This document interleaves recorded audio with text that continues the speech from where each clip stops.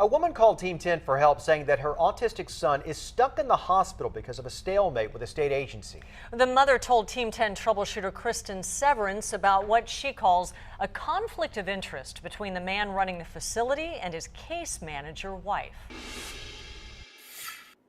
I'm not used to being in here and not having him home. Kim Oakley says her home feels empty with her son Jamie in the hospital. When you're missing part of your family, there's a void. Jamie is severely autistic. He doesn't talk. He needs to be fed. He needs to be bathed. He needs to be dressed. His room has medicine, oxygen tanks, and instructions for the nurses. But Oakley says the facility that must send 2 LVNs for his care hasn't. Is it too much to ask that you could just send us some nurses? Last month, with no nurses, he had a seizure in the shower, and Oakley had to call 911.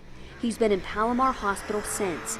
Oakley said the doctors won't send him home without the nurses in place. The San Diego Regional Center is supposed to provide $219,000 in services a year for Jamie. Under the Lanterman Disabilities and Services Act, the state is obligated to provide care for adults like Jamie. The Regional Center is one of 21 facilities that contracts with the state to provide care for developmentally disabled people. They're taxpayer funded. I know that there are allegations that have been made.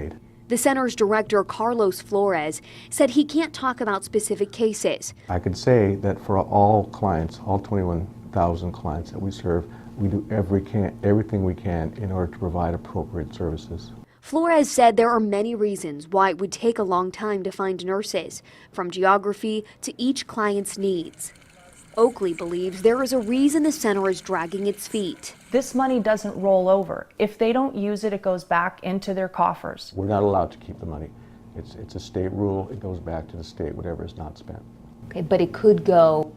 It could go to other services. Flores said the money for Jamie's services could go to other clients while Jamie waits for the center to do what they agreed to do.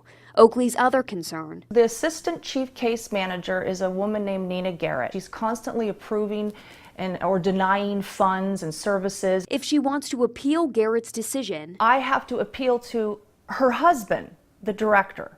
Garrett is married to Flores. There's a huge conflict there. I'm not my wife's supervisor. There's no financial benefit in any way, shape, or form to the decisions we make. And if she files for appeal, it does not come to me. It goes to the Office of Administrative Hearings.